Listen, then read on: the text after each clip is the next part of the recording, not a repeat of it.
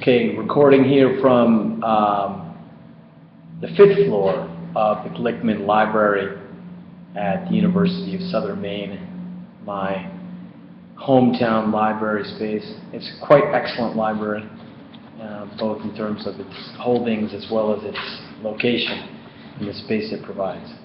So on to the meditation from this day, May the 23rd. It's number 99, so it's a good number. The poet's renunciation releases her into the ecstatic questioning stand. This ecstasis signifies the estrangement carried forward with the renunciation. The emergence of the sage, as the one who announces, comes about when the poet is carried outside of herself.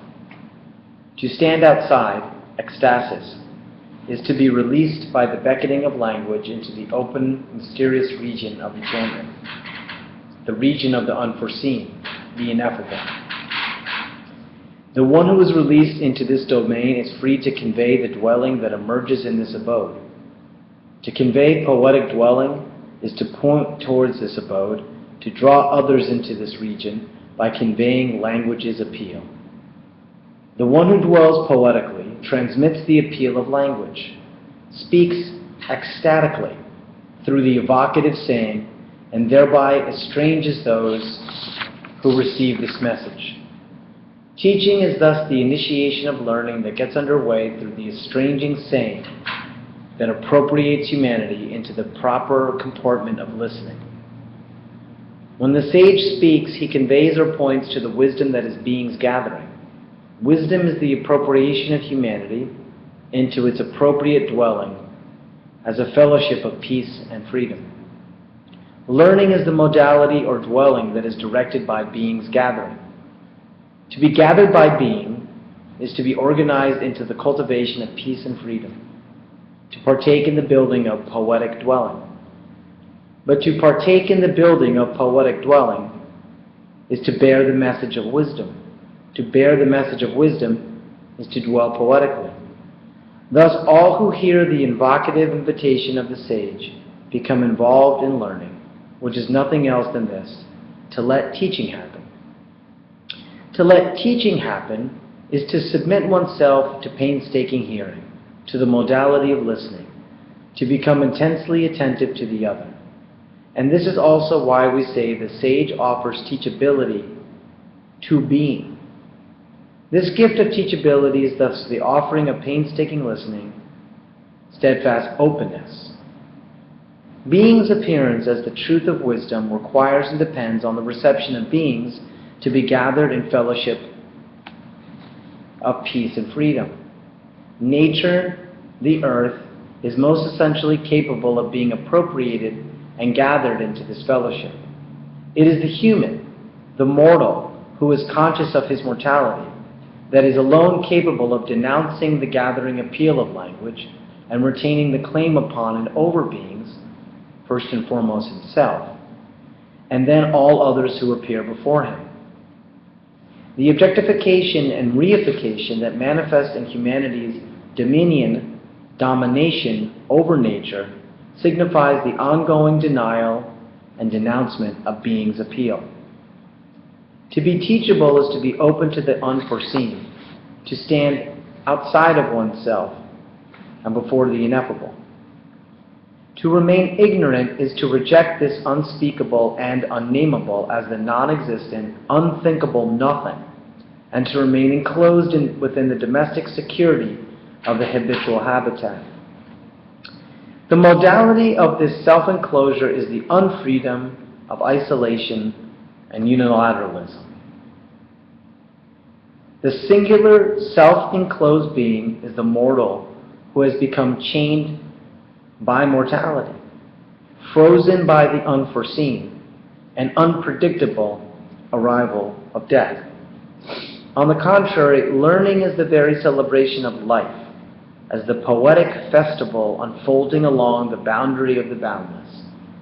The essence of the relationship between being and learning is the reposing of humanity into the existent standing of painstaking listening to the other.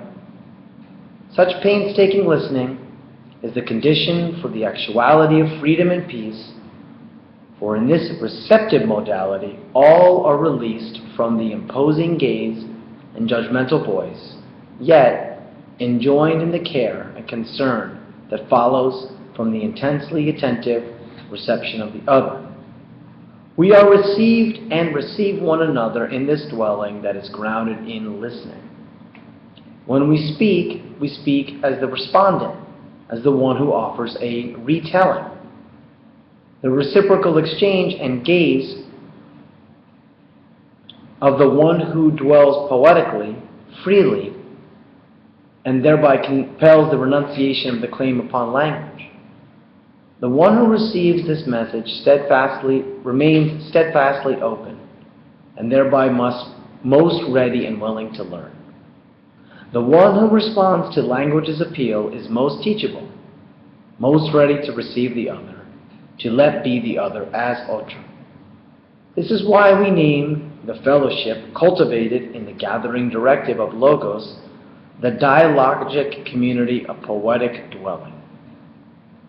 This community is formed upon the modality of hearing, built on the labor of painstaking listening, constructed through the reception of the other who has entrusted his self with his entrustment, who has let go of his voice, has renounced his claim upon himself, his voice.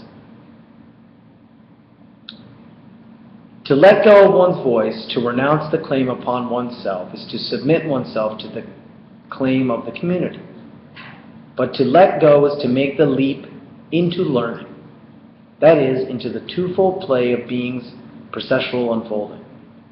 To make this leap is to receive the evocative saying of the sage as the invocative invitation of the guide, quote, as the message bearer of the message's twofold unconcealment, the one who walks the boundary of the boundless, unquote, from Heidegger. And that's how it ends.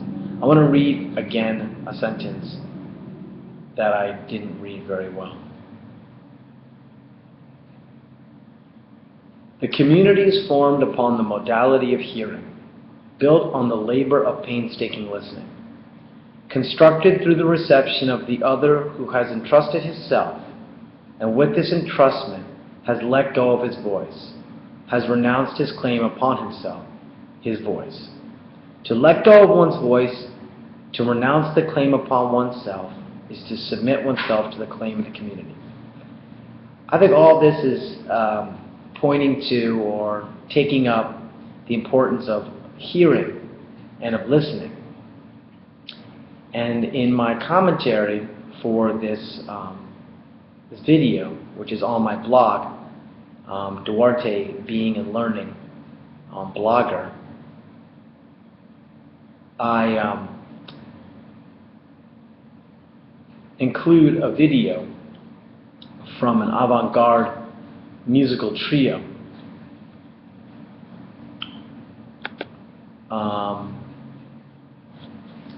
by the name of Nazorane, and the track I include is Feel the Ultimate Joy Towards the Resolve of Pillar Being Shattered Within You Again and Again and Again.